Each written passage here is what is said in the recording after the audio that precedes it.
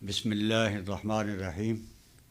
سب سے پہلے مولانا عبدالاکبر چترالی صاحب کا شکریہ کہ انہوں نے اس بل پر جرأت کے ساتھ سٹینڈ لیا، اور وزیر قانون کا بھی شکریہ کہ انہوں نے بل کی مخالفت نہ کر کے بل کو آسانی سے منظور کرنے کا موقع فراہم کیا۔ جہاں تک انسداد توہین صحابہ ترمیمی بل کی بات ہے، اس کی مخالفت کرنا میری سمجھ سے بالاتر ہے۔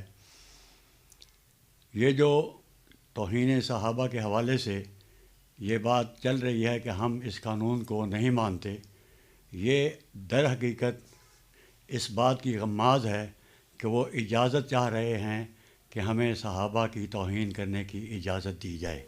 اصل میں یہ اس ملک کے اندر توہین صحابہ کی اجازت چاہتے ہیں کہ ہمیں صحابہ پر کھل کر تنقید کرنے کی اور گالی گلوچ کرنے کی ان کو اجازت دی جائے۔ یہ اسلامی ملک ہے، اس میں کسی صورت میں بھی اس طرح کی اجازت نہیں دی جا سکتی۔ دوسری سب سے اہم بات یہ ہے کہ جب اداروں کے سامنے، جب ہمارے سامنے کسی سے بیٹھتے ہیں تو اس وقت کہتے ہیں کہ ہم مقدس شخصیات کی توہین ہم نہیں کرتے، ہم صحابہ کو مانتے ہیں، اور ہمارے پیشواؤں نے اس بات کا فتویٰ دیا ہے کہ صحابہ کی توہین کرنا حرام ہے، امہات المؤمنین کی توہین کرنا حرام ہے۔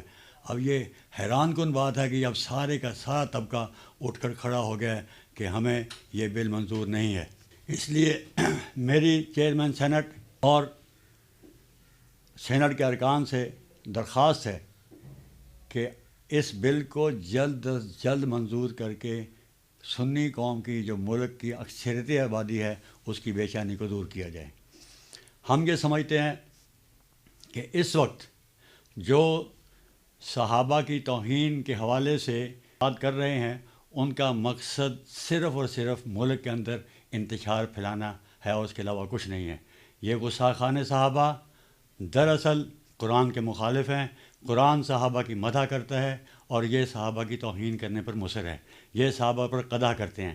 اس لیے یہ واضح طور پر میں یہ سمجھتا ہوں کہ یہ انکار قرآن بھی ان کے اس موقف میں لازم آتا ہے۔